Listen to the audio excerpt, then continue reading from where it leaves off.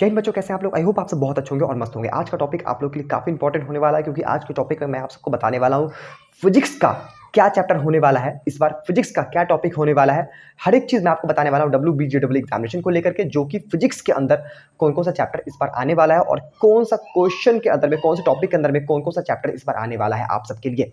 ठीक है, तो सबसे पहले हम लोग बच्चों टाइम को बिना वेस्ट किए हुए चैप्टर्स देख लेते हैं। पहला जो चैप्टर है फिजिक्स का वो है physical world measurement and unit and dimension. ठीक है, ये आपका पहला चैप्टर है। इसके अंदर का सब टॉपिक्स मैं आपको बता देता हूँ।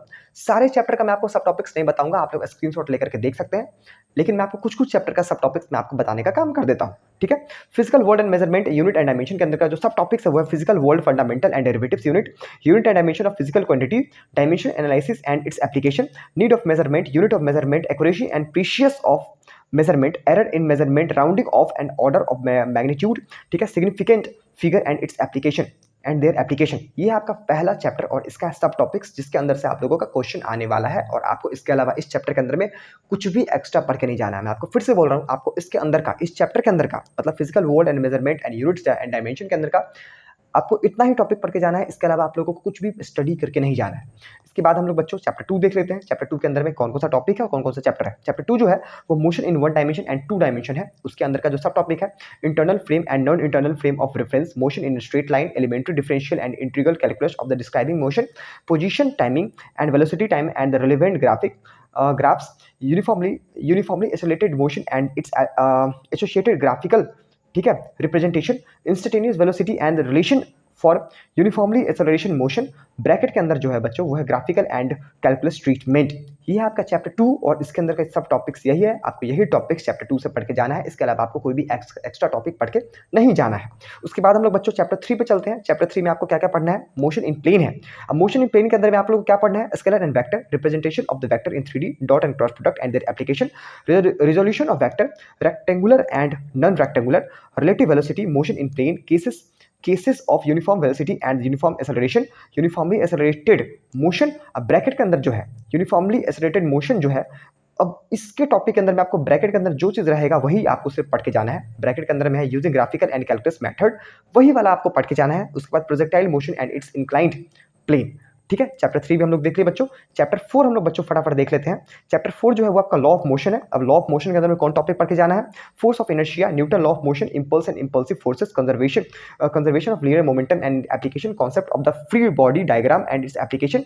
उसके बाद जो है इक्विलिब्रियम कॉन्करेंट फोर्सेस, ठीक है, static and kinetic friction, law of friction, ideas of coefficient and friction, rolling friction, dynamic of uniform circular motion, centrifugal forces and their application, banking of road। ये है आपका चैप्टर 4 भी हम लोग बच्चों फटाफट देख लिया। अब हम लोग बच्चों चैप्टर 5 देख लेते हैं। चैप्टर 5 जो है वो वर्क पावर एनर्जी है। Work energy theorem with constant and variable forces, work done by constant and variable forces, potential energy, ठीक है, kinetic energy, conservation of mechanical energy, conservative and non conservative forces, P of the spring, ठीक है, motion in vertical circle, elastic and inelastic collision in 1 and 2 dimension. ये है आपका इसके अंदर का टॉपिक। इसी के अंदर से आपका क्वेश्चन आने वाला है, कुछ भी आपको एक्स्ट्रा नहीं पढ़ के जाना है। चैप्टर 6 जो है वो है आपका motion of system of particles and rigid body. ठीक है, ये आपका चैप्टर 6, इसके अंदर का ये है आपका सब टॉपिक्स। तो आप लोग बच्चों इसको सब टॉपिक्स को देख सकते हैं। मैं आपको अगर पूरा पढ़ के अगर बताऊंगा तो पूरा का पूरा दिन निकल जाएगा, लेकिन चैप्टर खत्म नहीं होने वाला है। ठीक है, तो इसका आप लोग बच्चों स्क्रीनशॉट लेकर के देख सकते हैं। जैसे कि मैं आपको कुछ टॉपिक बता देता हूँ। Centre of mass of the two particle system, ठीक है, मोशन ऑफ कंडक्टेड सिस्टम, ठीक है, torque angular momentum, law of conservation of angular momentum and its application, equilibrium of rigid body, concept of momentum of inertia with ideas of radius of gyration. ठीक है, ऐसा ही आपका topic है। तो ये सारा टॉपिक आपको एक बार देख लेना है। उसके बाद जो बच्चों है वो चैप्टर 7। चैप्टर 7 है आपका ग्रेविटेशन। ग्रेविटेशन के अंदर में ये टॉपिक है, आपको यही टॉपिक सिर्फ पढ़ना है। इसके अलावा आप लोगों को कुछ भी नहीं पढ़ना है। Universal of gravitation, acceleration due to gravity, ठीक है, ये सारा टॉपिक है आपका। ठीक है, तो ये सारा टॉपिक ही आप लोगों को पढ़ के जाना है। उसके बाद है चैप्टर 8। चैप्टर 8 भी हम लोग बच्चों फटाफट देख लेते हैं। चैप्टर 8 जो है वो है बल्क प्रॉपर्टी ऑफ मैटर। इसके अंदर का इतना सब टॉपिक्स है, ठीक है, elastic Hooke's law, Young's modulus से लेकर के कैपिलरी राइज, और ये सारा टॉपिक्स है। आपको ये सारा टॉपिक पढ़ के जाना है। इसका आप लोग स्क्रीनशॉट बच्चों एक बार ले सकते हैं। चैप्टर 8 भी हम लोग देख लेते हैं। चैप्टर 8 जो है वो आपका विस्कोसिटी है। इसके अंदर का ये सब टॉपिक्स है, ये आपको पढ़ लेना है। चैप्टर 10 जो है, चैप्टर 9 आपका विस्कोसिटी था। Chapter 10 heat and thermal physics है। आपको ये वाला टॉपिक्स पढ़ के जाना है। इसके अंदर का ये सब टॉपिक्स है, आपको ये सारा का सारा सब टॉपिक्स पढ़ लेना है, कुछ भी नहीं छोड़ना है। हीट एंड टेम्परेचर से लेकर के, ठीक है, स्टीफन लॉ एंड, ठीक है, बोल्ट्जमैन करेक्शन तक आप लोगों को पढ़ लेना है। उसके बाद है चैप्टर 11। चैप्टर 11 जो है वो थर्मोडायनेमिक्स है। थर्मोडायनेमिक्स भी काफ़ी इंपॉर्टेंट चैप्टर होता है। इसके अंदर का भी आपको जो कॉन्सेप्ट्स है, जो थ्योरम्स है, जो लॉ है, ये सारा का सारा आपको लोगों को पढ़ लेना है, जो चीज़ यहाँ पर लिखा हुआ है बस वही चीज़। उसके बाद चैप्टर 13 जो है वो है काइनेटिक थ्योरी ऑफ गैसेस है, ये भी आप लोगों को पढ़ लेना है। उसके बाद चैप्टर 14 है। चैप्टर 14 जो है वो आपका ऑसिलेशन एंड वेव है, ये भी आप लोगों को पढ़ लेना है। इसके अंदर का जो सब टॉपिक्स है वो भी आप लोगों को पढ़ लेना है बच्चों। उसके बाद चैप्टर 14 है। चैप्टर 14 में आपका ठीक है इलेक्ट्रोस्टैटिक्स है। इलेक्ट्रोस्टैटिक के अंदर में जो भी टॉपिक्स है, इलेक्ट्रोस्टैटिक का कुछ ज़्यादा टॉपिक है, ठीक है, तो आप लोगों को इसको थोड़ा अच्छे से पढ़ना है, क्योंकि इस चैप्टर के अंदर में कुछ ज़्यादा वेटेज क्वेश्चन का हर एक साल आता है। हर एक साल क्वेश्चन तो इस चैप्टर के अंदर से आता ही आता है, और कुछ ज़्यादा वेटेज भी कभी कभी किसी साल आ जाता है। तो आप लोगों को इलेक्ट्रोस्टैटिक तो एकदम मस्ट पढ़ लेना है, ठीक है। इलेक्ट्रोस्टैटिक जो है वो चैप्टर क्लास 12 का चैप्टर है, ठीक है, तो ये आपको पढ़ लेना है, ये टॉपिक्स आपको अच्छे से देख लेना है।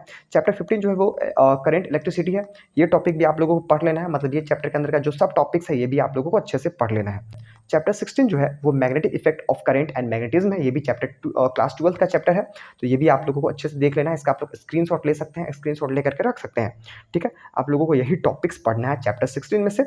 उसके बाद चैप्टर 17 जो है वो electromagnetic induction and alternating current है, इसका सब टॉपिक्स ये सब है। आपको इसका सब टॉपिक फैराडे लॉ है, including of EMF and current है, लेंज लॉ है, ठीक है, ये सारा टॉपिक्स है। उसके बाद एडी करंट है, ये सारा टॉपिक्स आप लोगों को पढ़ लेना है। कहाँ तक पढ़ना है? एसी जनरेटर एंड ट्रांसफॉर्मेशन तक आप लोगों को ट्रांसफार्मर तक पढ़ लेना है। चैप्टर 18 जो है वो इलेक्ट्रोमैग्नेटिक वेव है, इलेक्ट्रोमैग्नेटिक वेव चैप्टर भी पढ़ लेना है। इतना ही टॉपिक्स है इसका थोड़ा कम टॉपिक है, ठीक है, तो इसको आप लोगों को अच्छे से पढ़ लेना है। उसके बाद चैप्टर 19 जो है वो है optics. Optics very important chapter regarding WBJW examination and also JEE mains examination, ठीक है। तो आप लोगों को ये चैप्टर अच्छे से पढ़ लेना है। ऑप्टिक्स फर्स्ट में जो है वो रे ऑप्टिक्स है, और ऑप्टिक्स सेकंड में जो है बच्चों वो वेव ऑप्टिक्स है। रे ऑप्टिक्स और वेव ऑप्टिक्स दोनों आप लोगों को अच्छे से पढ़ के जाना है, ठीक है। This chapter is also including higher weightage of marks, ठीक है, काफ़ी वेटेज मार्क्स ये चैप्टर इंक्लूड करती है, तो आप लोगों को ये चैप्टर भी मस्ट पढ़ के जाना है। इसकी ऑप्टिक्स चैप्टर, इसका ये सब है, मतलब टॉपिक सब है, ये सब आप टॉपिक्स एक बार देख लीजिएगा। उसके बाद जो चैप्टर है वो एटॉमिक फिजिक्स है। एटॉमिक फिजिक्स का थोड़ा छोटा टॉपिक्स है, तो आप लोगों को ये पढ़ के जाना है। उसके बाद न्यूक्लियर फिजिक्स है, इसका भी छोटा टॉपिक है, तो आप लोगों को ये भी पढ़ के चले जाना है। उसके बाद 23 चैप्टर जो है वो सॉलिड स्टेट इलेक्ट्रॉनिक्स, इसके अंदर का जो सब टॉपिक्स है ये भी बहुत कम है, मतलब लास्ट चैप्टर जो है वो 24 चैप्टर है, वो सेमीकंडक्टर डायोड है, ठीक है। तो P N junction diode, IV characteristics, ठीक है, in forward and reverse bias logic gate, तो आप लोगों को हर एक चीज़ पढ़ के जाना है, हर एक चीज़ आप लोगों को लर्न करके जाना है बच्चों। तो आई होप आप लोगों को यहाँ तक अच्छे से समझ में आ गया होगा। ये जो फिजिक्स का टॉपिक है, फिजिक्स का चैप्टर है, आप लोग अच्छे से एकदम अच्छे से समझ गए होंगे। अगर आप लोगों को इसके अलावा कुछ भी डाउट होगा तो प्लीज़ आप लोग कमेंट करके पूछ सकते हैं। इसके अलावा आप लोगों को किस टॉपिक पर वीडियो चाहिए WBJW रिलेटेड, आप लोगों को भी बताइए, आप लोगों के लिए वो वीडियो भी बन रहा होगा बच्चों।